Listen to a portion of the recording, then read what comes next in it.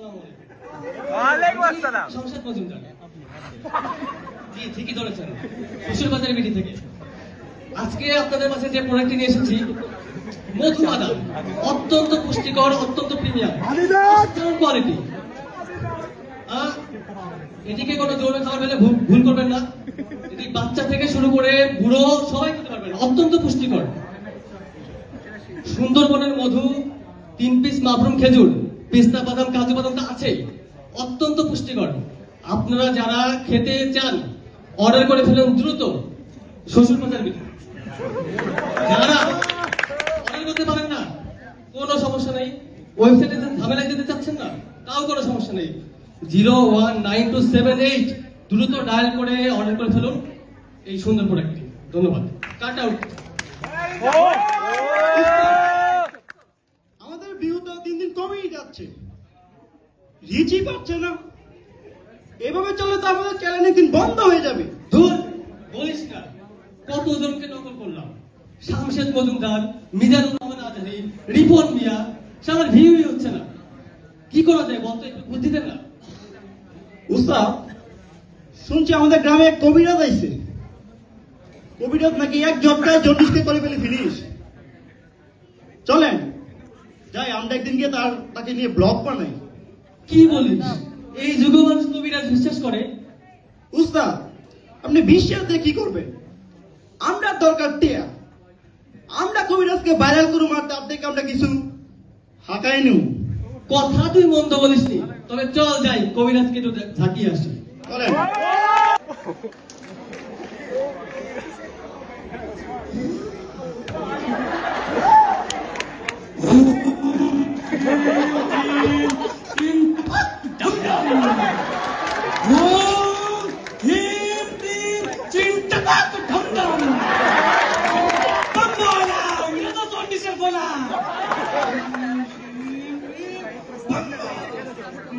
Hello viewers, আমরা কোথায়?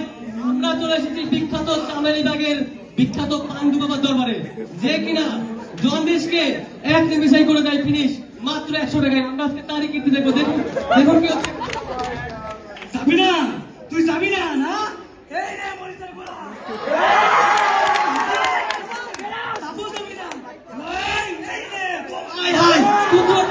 আমাদের পান্ডু বাবার পুত্র দেখুন কিভাবে এক নিমিষে জন্ডিসকে করে দিতে হবে। আপনারা যারা দীর্ঘদিন জন্ডিসের সমস্যায় ভুগছেন, চলে আসুন পান্ডু বাবার দরবারে, যে কিনা মাত্র 100 টাকা জন্ডিসকে করে দেবেন নিমিষেই ফিনিশ। 019278 আমরা ডায়াল করে চলে আসুন পান্ডু দরবারে, ঠিকানা চামেলিবাগ, ব্রাহ্মণবাড়িয়া। দ্রুত। আমাদের ভিউ তো সেই ভাইরাল, আপনি ভিউ দেখেন, ভিউ ভিউ। ওরে সেই ভিউ হইতেছে এখন। এখন থেকে আমরা এরকম ভিডিও বানাবো, প্রতিদিন আপলোড, প্রতিদিন একটা। বন্ধু বন্ধু, এই সে ব্লগার না যার ভিডিও দেখে তুই ভাবির ওই ভন্ড কবিরাজের কাছে নিয়ে গেছিলি? এই তো সেই পার্টটা। ধর শালা।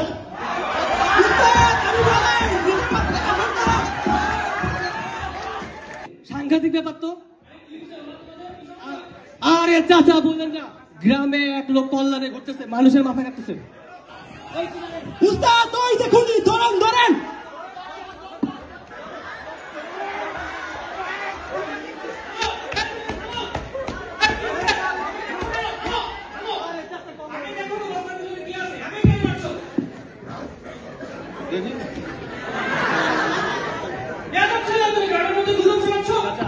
ভুলে গেছে চাচা, মাফ করে দিন চাচা, বুঝতে পারিনি।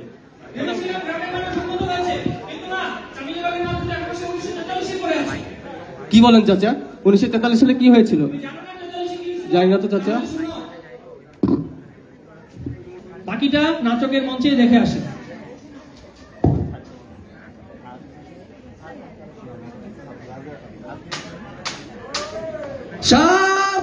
মহারাজ বাহাদুর সিংহ রাজসভায় পদার্পণ করিতেছেন।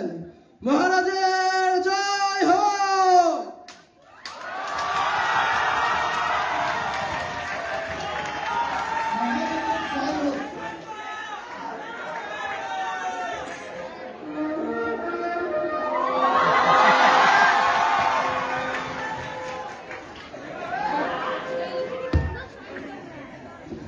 হে আমার সভাসদগণ, রাজ্যের কল্যাণ, প্রজাদের প্রগতি এবং শত্রু মোকাবেলায় আজকের এ সভা ঘোষণা করছি। যদি কোনো পয়গাম বা অতিথি থাকে তাকে রাজসভায় পেশ করা অনুরোধ জানানো হইল। মহারাজ, এক মহাসংবাদ। পাশের রাজ্য শ্যামনগর থেকে জ্ঞান চর্চা এবং নৃত্যের শ্রেষ্ঠ পাঠ নিয়ে ফিরছেন সেনাপতি কন্যা ইরাবতী। সে আপনার নিকট সাক্ষাৎ প্রার্থী। ইরাবতীকে রাজসভায় পেশ করতে বলা হলো।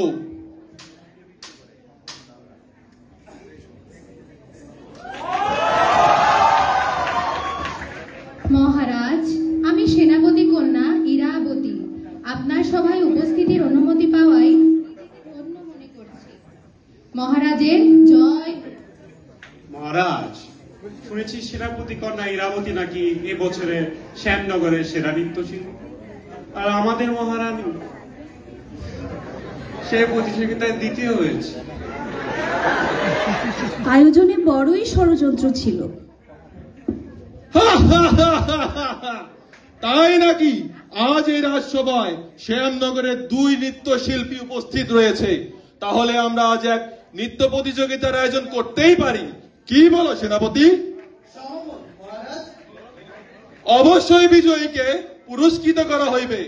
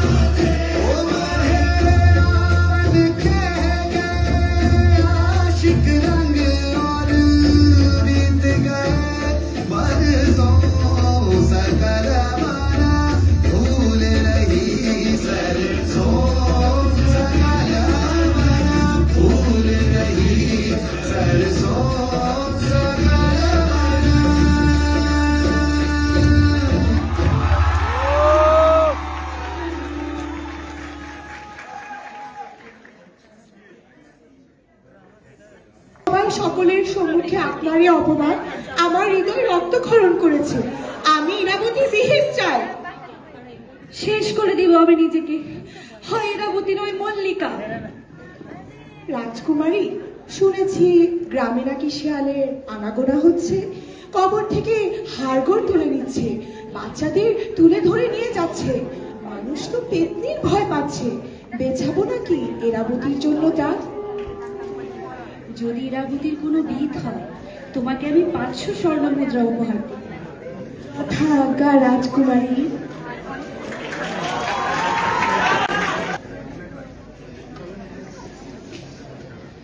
মহারাজ, মহারাজ গো, মহারাজ, আমাকে গ্রামের মধ্যে নতুন একটা এমনি ঢুকছে। প্রত্যেক রাইতে আমাকে গ্রামে আমাকে বাচ্চা ধরে লয়ে যায়। আজ সকালবেলা আওয়ার সময় মানুষের কঙ্কাল দেখতেছি। কাল রাইতে প্রসাদের দিকে যাওয়ার সময় ওই পেন্দিরা আপনাকে প্রসাদ দিকে চাইতে দেখছে মহারাজ। সর্বনাশ, এ কি অনাযোগ! মহারাজ, এই দুর্বল দাস আপনাকে একটি খবর জানাতে চায়। গতকাল রাতে কেউ কেউ সেনাপতি কন্যা ইরাবতী ছায়া দেখেছেন। ইরাবতীকে তল্লাশি করানো হবে। সে ইরাবতীকে তল্লাশি করা হোক।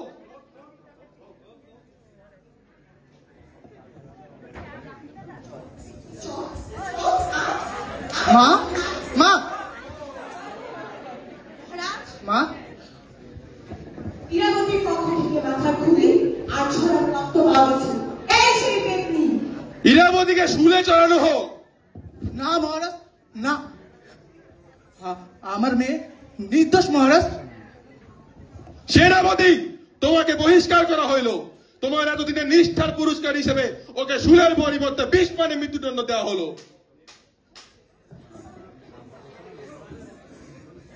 মহারাজ, আপনার আদেশ শিরোধার্য, কিন্তু যদি আমি নিষ্পাপ হই, অতি সত্বর জামিনী বাগে কুহু রাখবে, বিনা সময়ে জামিনী বাগ। না মা,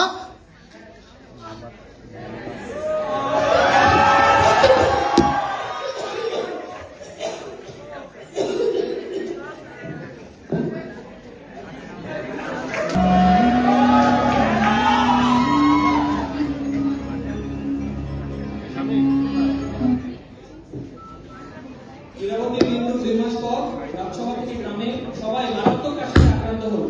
মরতে শুরু করলো সবাই, ধীরে ধীরে রাজ্যে।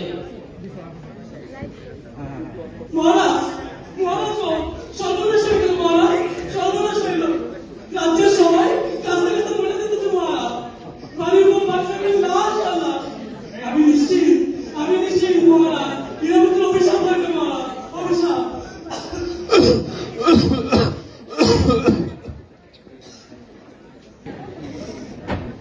সত্যিই খুব বেদনাদায়ক চাচা। সামান্য গুজবের জন্য ইরাবতীর প্রাণ গেল, পুরো সমাজটা বিনাশ হয়ে গেল। গুজবে ইরাবতীর প্রাণ গেছে তা যেমন ঠিক ও মর্মান্তিক, পুরো সমাজের মানুষের সকলের প্রাণ কিন্তু গুজবে যায়নি, গিয়েছে যক্ষায়। ও যক্ষায়? কিরে, তোদের মন খারাপ হয়ে গেল কেন? এই মনটা একটা গান ধরতো।